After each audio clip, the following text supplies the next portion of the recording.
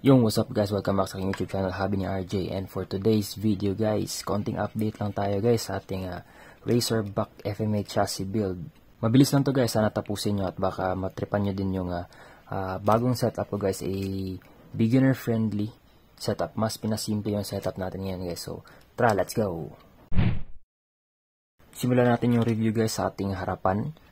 As usual, garon pa ninyong ginamit ko guys na type ng FRP, yung ating wide front FRP na pang AR chassis, ganun pa din. Yan, and then yung brake set, ganun pa din. Still existing pa din yung gray na brakes, rather yung underguard pala guys, na front underguard na gray. And then dito naman, still yung 12mm pa din natin na screw yung ginamit natin. Tagos yan. And merong washer, spring washer, and then yung lock nut, normal nut guys. So, yan na yung assembly ko guys, kasi dati tagdadalawa yan sa kabila. Pero ngayon, eto na yung main build ko para makatipid ng konti sa ating screws. And then dito, medyo nagbago yung aking roller setup guys. Yan. Mas pinataas na natin yung distance ng ating roller guys, na para mas more stable siya. So, nangyari dito guys, is 25mm pa din yan guys. 25mm screw pa din yung ginamit ko. Pero for this time, kung mapapansin nyo guys, may 6.7mm na tayong spacer dyan at may additional na 3mm spacer para talagang umangat yung ating 13mm na barrel type na stock ng ating FMA chassis. Ganito kasi yung unang-unang naisip kong setup guys. Yan, papakita ko sa inyo. Yan yung may ball cap. And then napansin ko kasi guys na medyo mataas pa yung clearance no guys nung screw na natitira. So parang sabi ko, parang sayang naman yung space na yun guys kung hindi natin ma-maximize. So yun yung in-attempt ko guys, na ma-maximize yung height ng ating rollers para talagang mas stable yung kit natin para sa mga cornerings guys. So yan na yung ginawa ko guys. So eto na yun guys, 6.7, 3mm, and then saktong-sakto yan guys. Gamitan nyo ng kahit hindi naman itong barrel type, okay lang din yung mga normal 13mm na stock. Nagkataon, naka-FMA tayo, so may barrel talaga siya. And then yung roller pala dito sa ilalim guys is tira ko na to dun guys sa aking basic tune-up set dun sa aking AR chassis. Kasi kung bumili kayo ng basic tune-up set pang AR, green kasi yun guys, fluorescent green. So nagkataon din na may fluorescent green tayo na team dito sa ating Razorback. So yun na yung ginamit ko dito guys, no? Then yun na nga, 6.7, 3mm, and then lock nut. Yan guys. Lock nut na yan guys para talagang secure.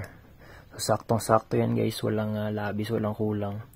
Swak na swak yan. So yan yung pinagbago ng ating front setting. So ito kasi yung difference guys kapag ball cap yung gagamitin nyo. Yan. And then compare nyo dun sa itong setup. So klarong-klaro yung difference nun sa dalawa. So syempre dun tayo sa mas stable yung car natin. So ito na yung new setup ko guys. Baka gusto nyo gayahin yung setup na yan. Next yung sa ating rear guys. Napakasimple na lang ng build ng aking rear. Kung makikita nyo yan guys, no? Tinanggal ko na yung stock na rear stay ng ating FMA chassis. Kasi dati yung sa previous build ko nilagay ko yan guys eh. In-incorporate ko yun sa rear assembly. So ngayon, rekta na tayo. Yan. Yung ating ginamit pa din is yung multi-roller settings. Dito pang rear stay na multi-roller setting yan, ganitong klase. And then for this time sa ilalim natin nilagay, and meron tayong hindi ako nagkakamali, 20mm 20mm na screw yan, tagusan dito sa ilalim guys, 20mm. And then eto, this is a pwede namang ball cap, ilagay nyo yan dyan guys, walang problema. Ito kasi kasali na dun sa basic tune-up set na nabili ko noon pa dati sa AR. So, yun na yung nilagay ko dyan guys, no?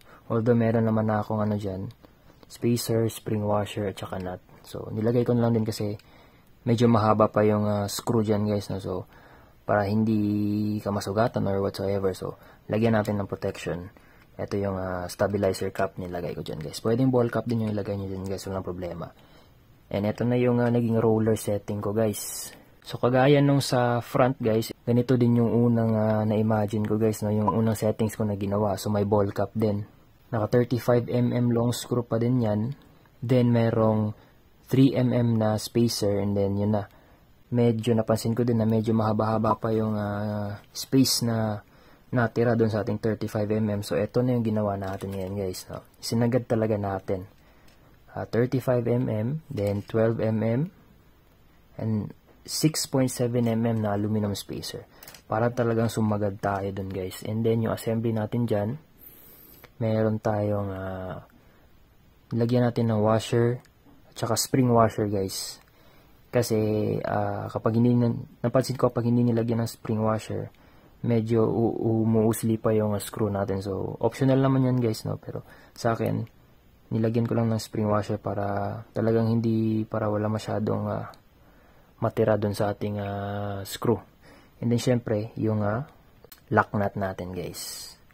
Ang pagkakaiba pala guys ng lock nut sa regular nut is, sa mga hindi nakakalam guys, ito papakita ko guys. Bali ito yung regular nut guys, kung makikita nyo yan. Regular lang siya guys, walang any special. Pero yung lock nut na sinasabi natin, kung makikita nyo guys, para lang din siyang regular nut guys, pero sa tip niyan guys, meron niyang plastic dun sa dulo yan. Kaya lock nut siya kasi, yan kapag naabot yan ng tip ng screw, yung white part na yan, parang yan yung milky white yan. May plastic kasi yan guys, so naglalak yan guys, hihigpit yan. Kahit hindi mo nalagyan ng spring washer, hihigpit yan guys. Ito may isang example pa ako ng lock nut guys, na may kulay naman. Yan guys, kita nyo yung blue part na yan, yan. Yan, may plastic siya guys, no? May butal na plastic para talagang mag-lock yung nut natin doon sa screw. So yan yung difference ng ordinary nut at saka doon sa mga lock nut guys. So ito na yung bagong roller setup ko sa Lego guys, no? Ganun pa din, 13mm. Itong 13mm na to guys, galing to doon sa stock ng aking Razorback. And then yung sa ilalim naman na part na 13mm, galing doon sa basic tune-up set na meron ako. So pwede nyo namang diskartehan yan guys na kahit anong 13mm kung meron pa kayong iba dyan. Din yung aking brake settings, ganun pa din. Yung gray natin na brake settings, AR brake settings. Pero for this time, yan guys, naglagay tayo ng konti ng dyan guys, spacer, 3mm dun sa loob. Kasi kapag narekta ko lang siya guys, naka large diameter kasi tayo guys, so medyo mataas yung clearance. So hindi, parang medyo mataas yung brake set kapag narekta. So lagay tayo ng spacer dyan para bumaba siya ng konti. Yan. And then 35mm pa din na long screw for our damper settings guys. Yan, itong klaseng damper setting. Yung 4.2 grams na klase ng dampers. Yan guys, no? And syempre yung ball cap natin. Kasama dun sa aking AR tune-up set na nabili dati pa. So basically that's it guys. Mabilisang review lang to guys. And yung sa pagkakalam ko guys, yung build na to guys, parang pwede to sa T-Mac. Simple lang siya guys. Or yung sa stock advance, no. Palitan nyo lang ng guys, ng tuned motors na trip nyo kung ano yung gusto nyo tuned motors. Kasi ito guys, naka light dash to guys. Yan. Naka light dash pa to guys eh. And yung stock gear ratio niya yung ginamit ko guys, yung 4.2:1 gear ratio, yung brown spar gear tsaka red counter gear. Napalitan ko na din to ng pala guys, hollow propeller shaft, pero copy lang guys, no, hindi pa afford yung authentic, pero maganda din yung guys napabilib din ako dun sa copy na propeller shaft. Check out nyo lang sa ilalim guys, baka trip nyo din yung hollow propeller shaft guys na copy guys, kung wala pa kayong budget for original. Yan guys, syempre hindi matatapos ng video na to kung walang test run guys. Test run natin guys, let's go!